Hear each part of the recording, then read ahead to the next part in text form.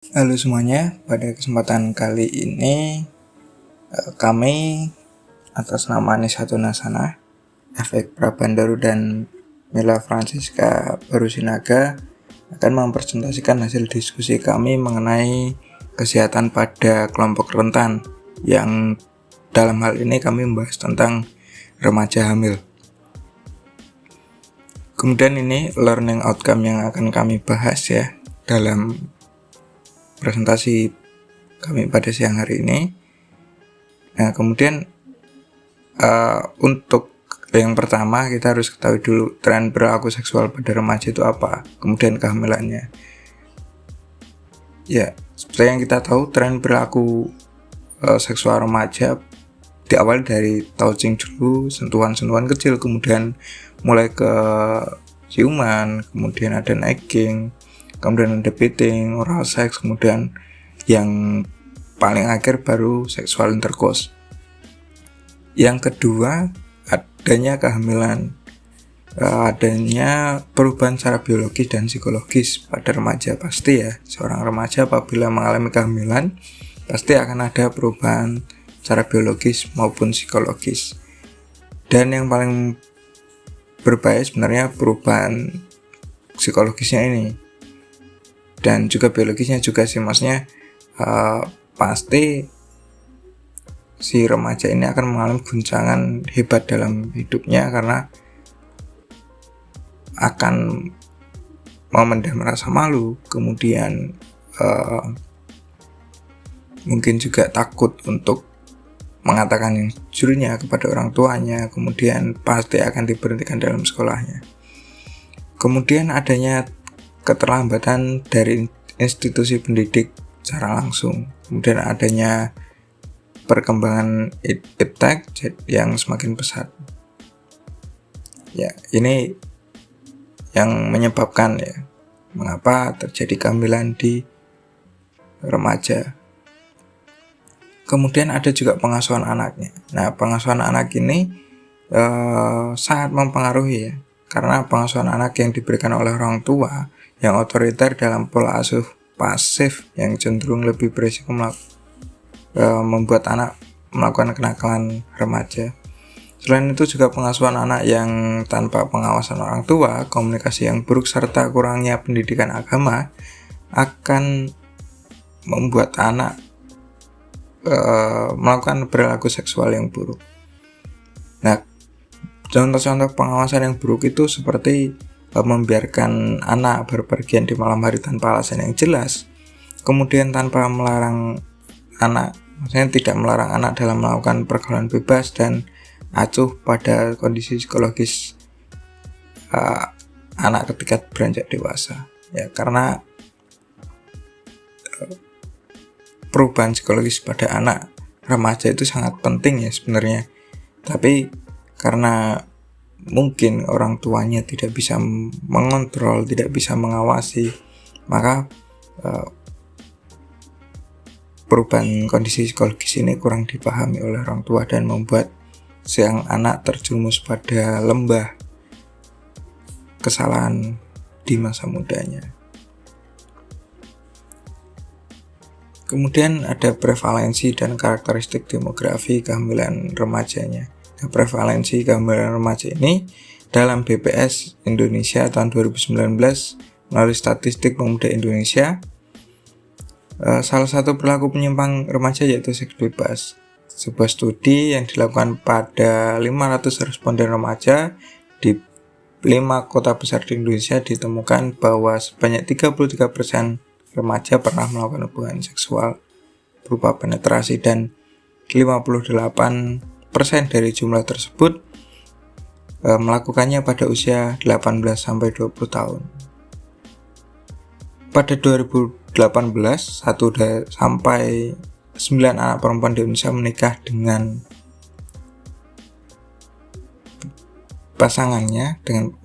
pasangannya pada usia 20 sampai 24 tahun. Ya, kemudian karakteristik demografi kehamilan remaja ini cenderung cenderung random sebenarnya. mulai dari usia, kemudian ada pendidikan, kemudian ada pekerjaan orang tuanya, kemudian peran dari orang tuanya sendiri, kemudian pengetahuan seksual dan pengetahuan tentang kesehatan reproduksi. Sebenarnya ini yang membuat remaja itu melakukan kenakalan remaja ya, yang sampai mengakibatkan kehamilan tuh 3 poin penting di bawah ini: peran orang tua, kemudian pengetahuan seks, dan pengetahuan kesehatan reproduksi. Karena masih tabu di masyarakat untuk membicarakan pengetahuan seks dan pengetahuan kesehatan reproduksi. Nah, kemudian identifikasi awalnya bagaimana pada remaja? Yang pertama, tidak mengalami menstruasi atau keterlambatan haid. Kemudian payudaranya tegang dan mengalami pembesaran, sering buang air kecil, mual, dan muntah. Setelah itu yang keempat, uterus mulai mengalami perubahan ukuran dan bentuk. Dan yang terakhir ada perubahan psikologisnya yang meliputi kaget, takut, dan juga tidak mau menerima kenyataan yang ada. Itu isu perawatan pada kehamilan remaja. Perawat memiliki peran penting untuk mengkoordinasi dan mengorganisasikan pengkajian komunitas dan mengkampanyekan kesadaran masyarakat dalam program-program interdisiplin lainnya. Nah, untuk pengkajiannya itu dimulai dari keluhan utama, sehingga pada saat ini remaja perlu didengar dan diperhatikan dengan sesamanya.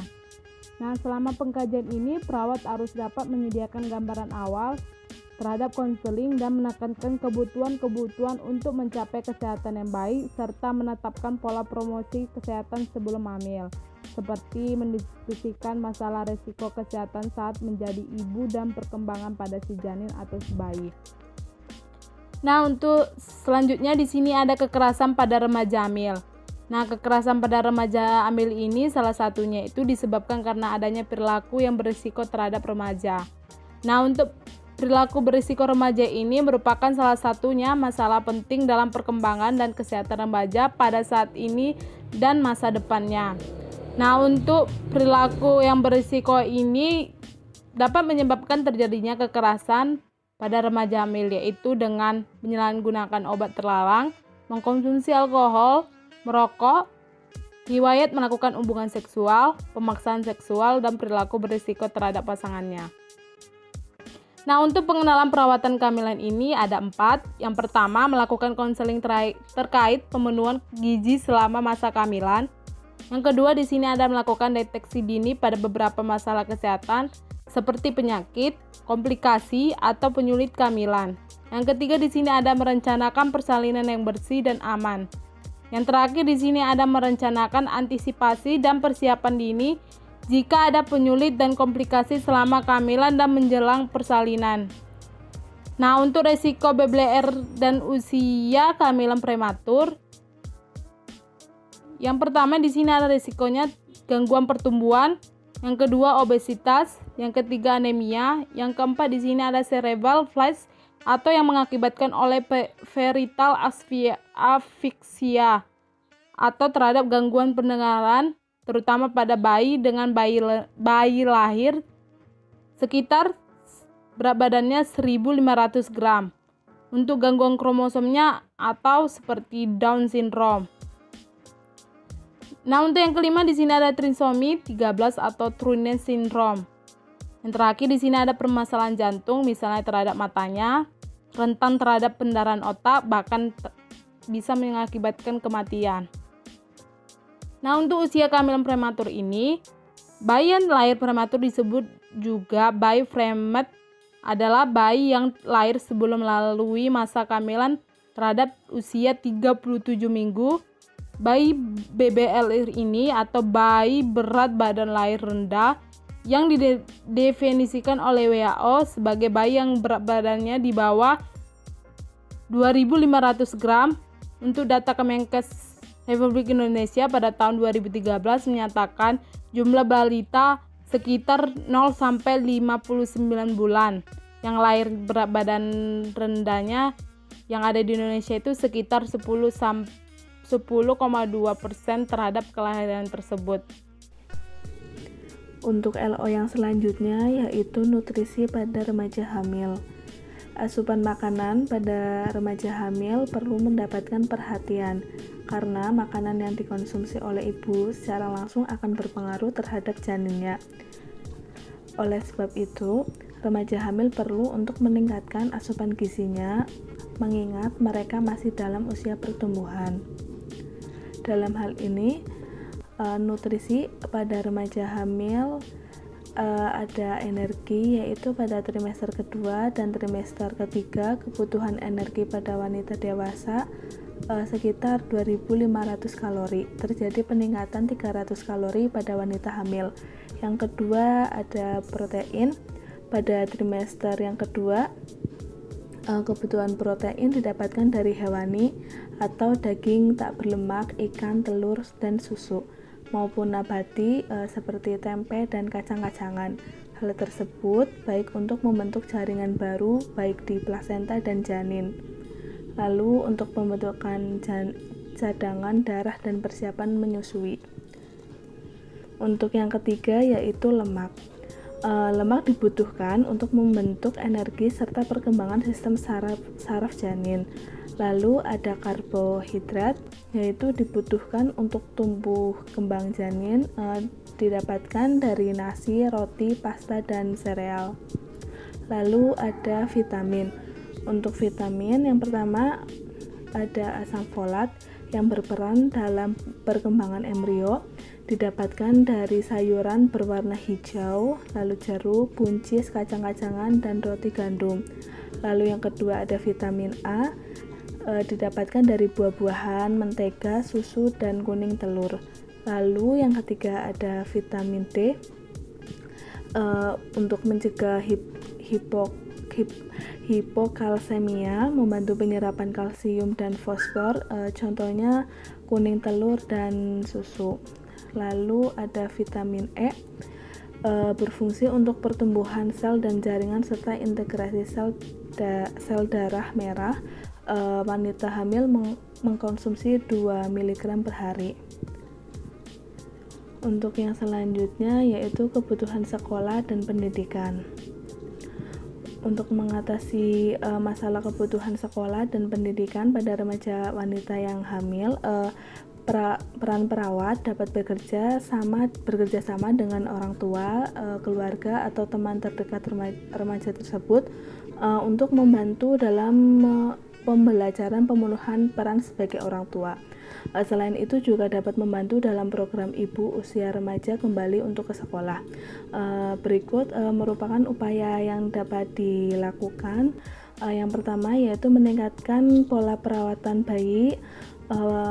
Perawat dapat bekerja sama dengan ibu usia remaja bersama orang tua untuk mengajarkan beberapa gaya dalam berinteraksi dan memberikan respon pada bayi dengan memberikan rangsangan visual maupun auditori, memberikan kontak fisik untuk mempersiapkan perkembangan sosial.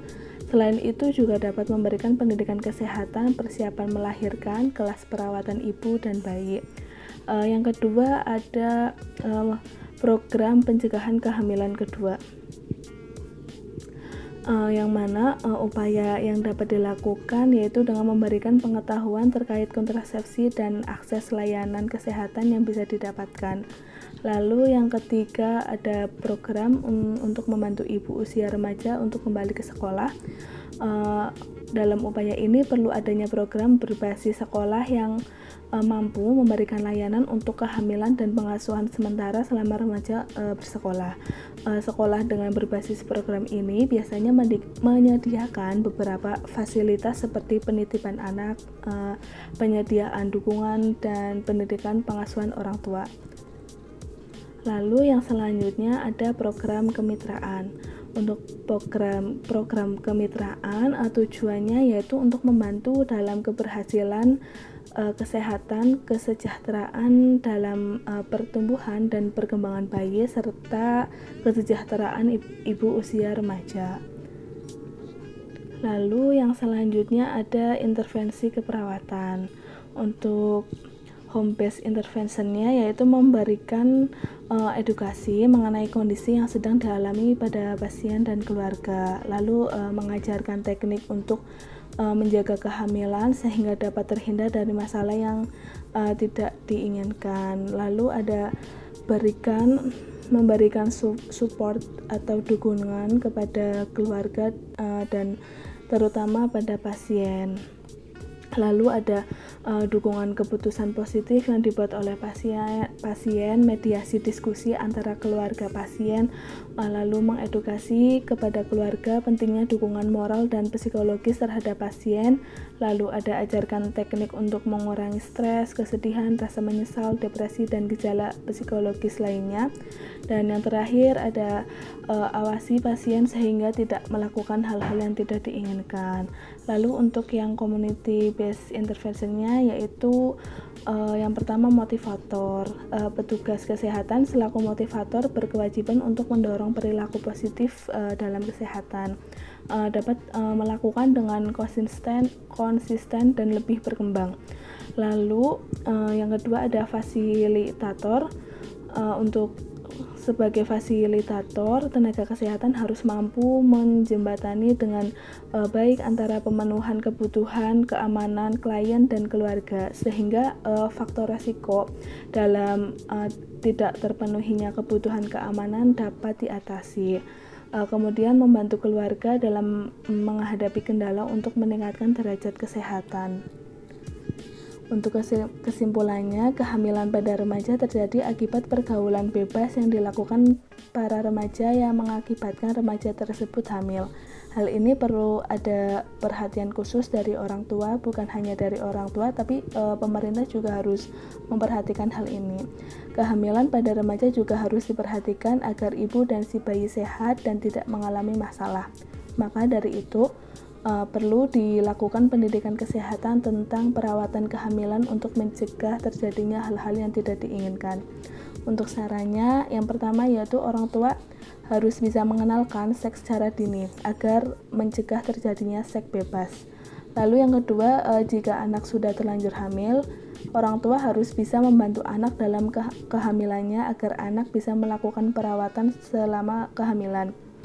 Lalu yang ketiga ada pemerintah harus memperhatikan masalah seks bebas atau kehamilan pada remaja. Lalu yang keempat ada perawat harus bisa memberikan intervensi yang sesuai untuk remaja hamil dan bisa menunjukkan sikap keterbukaan serta menerima agar remaja mau melakukan perawatan kehamilan. Ini daftar pustakanya.